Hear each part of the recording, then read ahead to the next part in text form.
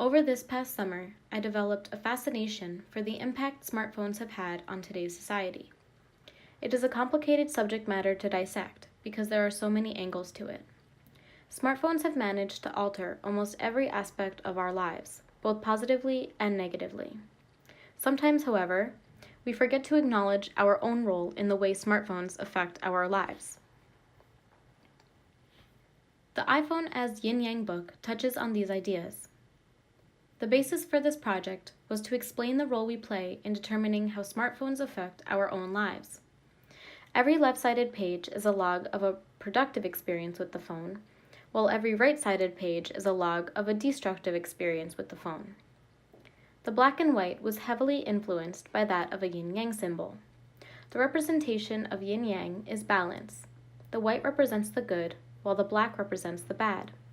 In other words, taking the good with the bad and the bad with the good. Smartphones embody this symbol.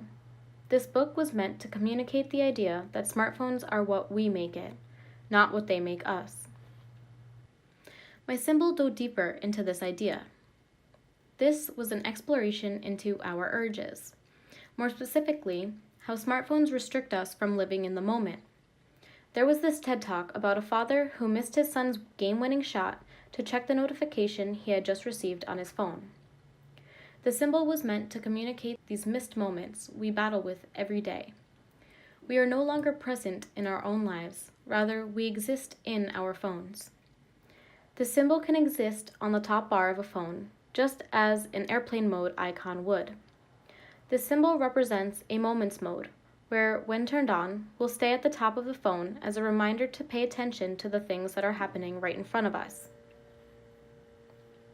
I ventured away from my previous ideas for this next project. The Spear app was an inspection into how the use of smartphones has altered the way we communicate with one another. The fastness of smartphones has taken the romance out of digital relationships.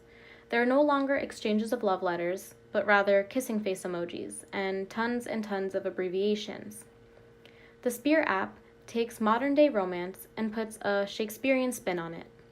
It is a sort of novelty app rather than a functional one, but it is still meant to bring awareness to alarming changes in our dialect. In such a digital age, I believe it is important to be aware of these changes in our lives. We cannot let our phones consume us. We must take the time to appreciate the moment and do things for reasons other than convenience. Put your phone on moments mode once in a while. Send letters.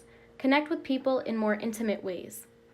Steven Spielberg once said, "Technology can be our best friend, and technology can also be the biggest party pooper of our lives.